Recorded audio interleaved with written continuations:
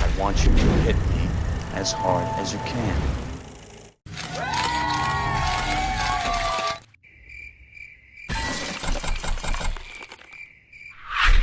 I always saw Ben Stiller as an extremely talented filmmaker who just so happens to also be a gifted comedian. And he used his skills in comedy and cinema to conquer the world. He's been everything from a male model to a lion to a drugged-up sitcom writer. Ben Stiller is a filmmaker who has always pushed the boundaries and gone against expectations. For a while, this funny man was everywhere, making lots of money and making lots of people laugh. But lately it feels like we've been seeing far less of Mr. Ben Stiller. Where did he go? Did a couple of box office bombs ruin him? Did his personal life get in the way? Has he found a new direction as a director? Or is he just getting older? It happens to some of us. Ben Stiller is now the same age Robert De Niro was when they did Meet the Parents. So he's a different man. Wiser, older, seasoned, experienced, evolved. But is that a good thing or a bad thing? Let's find out the answer to the question that's on everybody's mind. What the f*** happened to Ben Stiller? Before we begin, I want to say thank you for watching. Please like, share, and subscribe. And click that bell to get notifications if you like this kind of stuff. Now, back to the show. But to truly understand what the f*** happened to Ben Stiller, we must begin at the beginning, and the beginning began when he was born on his birthday. New York City, 1965. Born to comedy legends Ann Mira and Jerry Stiller. Ben was practically raised on film and television sets. He was born to do this. In 1986, Ben Stiller created a short mockumentary film called The Hustler of Money, making fun of Martin Scorsese's The Color of Money. This short film featured Ben Stiller doing an absolutely amazing impression of Tom Cruise.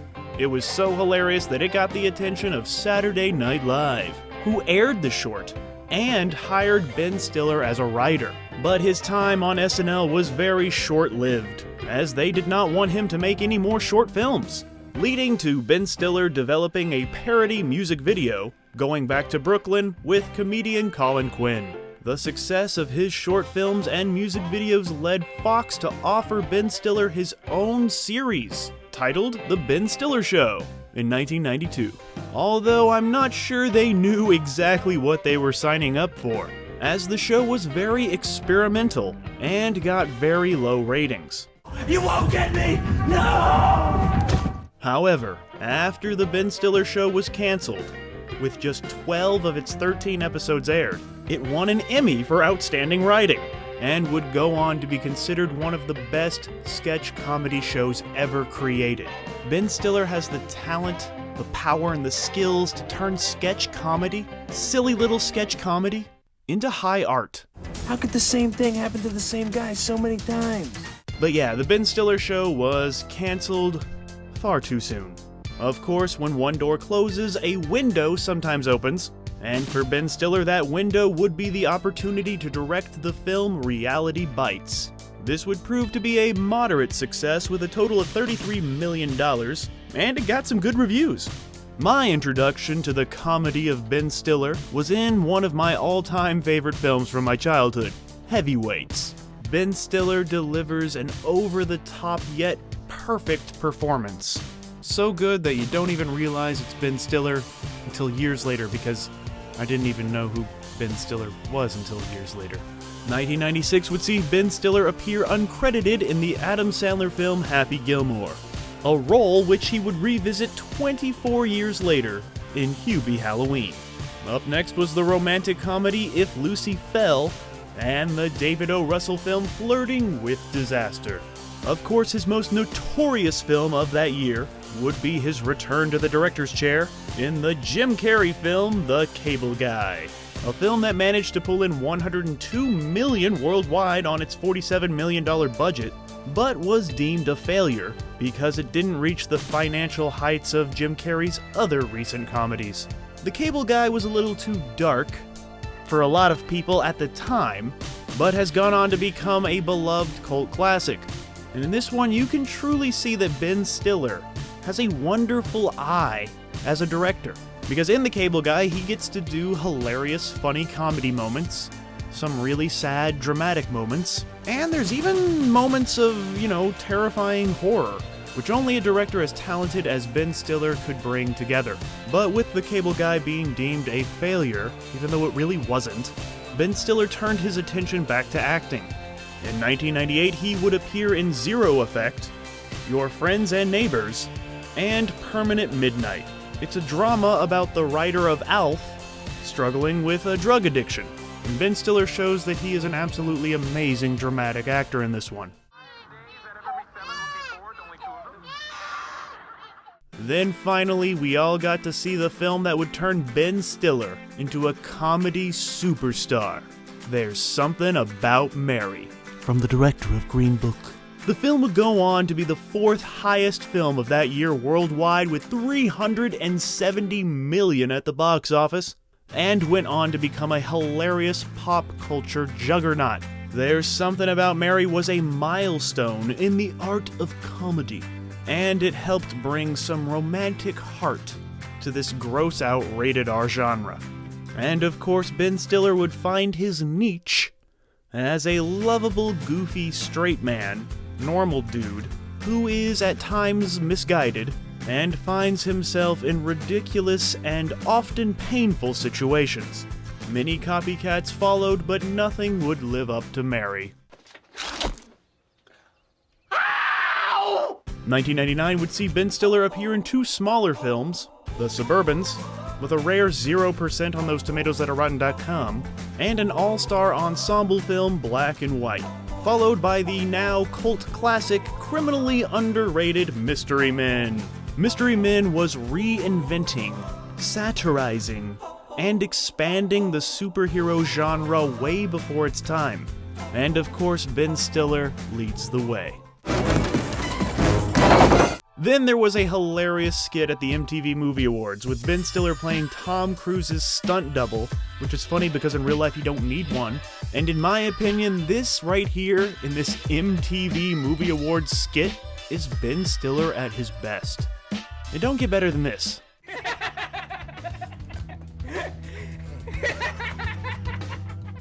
Then at the turn of the Stillenium, it's like Willennium, Millennium, but with Stillenium. Let's get it started. At the turn of the Stillenium, Stiller would star alongside Edward Norton in his directorial debut, Keeping the Faith, followed by the massively successful and hilarious Meet the Parents, opposite Robert De Niro. And this funny little movie would go on to spawn two successful sequels with Meet the Fockers and Little Fockers. Much like There's Something About Mary, Ben Stiller is perfectly cast as a misguided man trying to do his best, yet always finds himself in wacky, often painful situations. But this time it's PG-13. I just can't believe that a major motion picture got away with naming its lead character Gaylord Focker. What the fuck? Oh my god. Ben Stiller would return to the director's chair in the year 2001 with the male model / political assassination comedy, Zoolander, a character he is probably best known for, and a character that he had originally created for the 1996 VH1 Fashion Awards. This quotable comedic powerhouse of a movie paved the way for a sequel in 2016 that unfortunately did not live up to the original, because the original's so good and funny. And yeah, Zoolander 2 tanked at the box office. But let's just forget about Zoolander 2. It's Zoolander 1. Yeah, that's the only one, yeah. And on the set of Zoolander is when he formed a friendship with Owen Wilson. And being friends with Owen Wilson has its benefits. And for Ben Stiller, one of those friendly benefits was getting cast in Wes Anderson's film, The Royal Tenenbaums, which many consider to be Wes Anderson's best film. And it's really nice to see Ben Stiller take a step back into a smaller role, and he's a wonderful fit for this amazing ensemble. Ben Stiller's look, his vibe, his sense of humor, it fits perfectly into the symmetrical world of Wes. After appearing in the 2003 Danny DeVito-directed bomb, Duplex, Ben Stiller would bounce back with his best year ever, 2004, Anno Domini. Appearing in box office hits Along Came Polly, Starsky and Hutch, and Dodgeball, a true underdog story. But yeah, let me say that again just in case. Along Came Polly, Starsky and Hutch, and Dodgeball all came out in the year 2004, the year of the bin. Mr. Ben Stiller was the funny king of the world. These string of hits and the cast of actors that pop up in these films had the media dub Ben Stiller as the leader of the Frat Pack. Because of old school, it was a take on the 80s John Hughes era Brat Pack, which took it from the Rat Pack. However, Ben Stiller says he hates the Frat Pack label, but you have to admit that Stiller and his pals were the well-deserved leaders of comedy during that particular era in history. And since Ben Stiller was, like king of the world, he might as well voice the king of the jungle. So the next year, in 2005, he would launch his most successful film franchise yet, the animated Madagascar. Surprise! Which would spawn 2 sequels, Madagascar Escape to Africa, and Madagascar Europe's Most Wanted, which made a whopping $746 million worldwide, and that would be Ben Stiller's highest-grossing film to date. To show that he is a successful franchise movie-making machine, the very next year, 2006, Ben Stiller would star in the $574 million grossing Night at the Museum, which would be his highest-grossing live-action film to date. And this one also spawned 2 very successful sequels, The Battle of the Smithsonian and Secret of the Tomb. But for my money, the best Ben Stiller film also ranks as one of the best comedies ever made, Tropic Thunder in 2008. Written, directed, produced, and starring Stiller. Tropic Thunder is a pitch-perfect satire of the Hollywood film industry and the military-industrial complex and the human condition. And it asks if blackface is funny or not. Cancel Robert Downey Jr.! No, don't you fucking dare. Ben Stiller says the idea of Tropic Thunder came to him while shooting 1987's Empire of the Sun, directed by Steven Spielberg. Tropic Thunder is like Apocalypse Now, but even funnier. This film would go on to make close to $200 million worldwide and would be nominated for Best Supporting Actor at the Academy Awards for Robert Downey Jr.'s hilarious performance, hilariously directed by Ben Stiller. Which is really funny because Tropic Thunder ends with Ben Stiller's character winning an Oscar. Seriously though, I have a question. Is Tropic Thunder the last truly great comedy film ever made? I don't want it to be, but it may be. Comment your comment in the comments.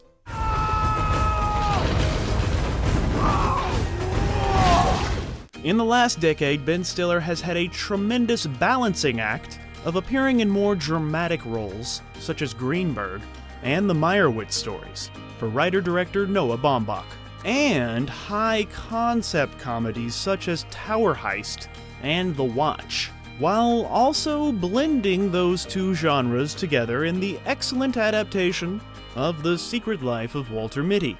But those were kind of epic failures when compared to the massive hits he would bring us just a few years prior. But, you know what? Gaylord Fockett. The dude proved himself, and now he kinda wants to slow down a bit. I think. And I actually really respect Ben Stiller's smaller, dramatic work, and I hope he does more of that. But what I really hope he does more is direct. In the last few years, one thing has become more evident. Ben Stiller loves being behind the camera. In addition to producing several great comedy shows for Comedy Central and IFC, like Big Time Hollywood Florida, The Birthday Boys, and Another Period, he would also win a Directors Guild Award and be nominated for several Emmys for his excellent miniseries, Escape at Dannemora.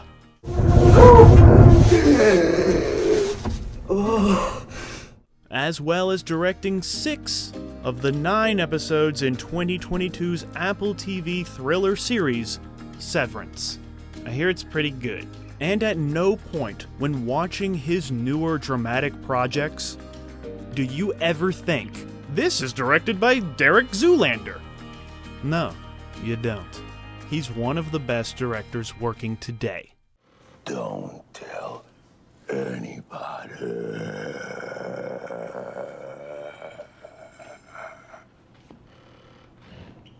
But even with all those starring roles and behind-the-camera accolades, Ben Stiller's biggest strength are all of his cameos. Sometimes just a little taste of Ben Stiller is best.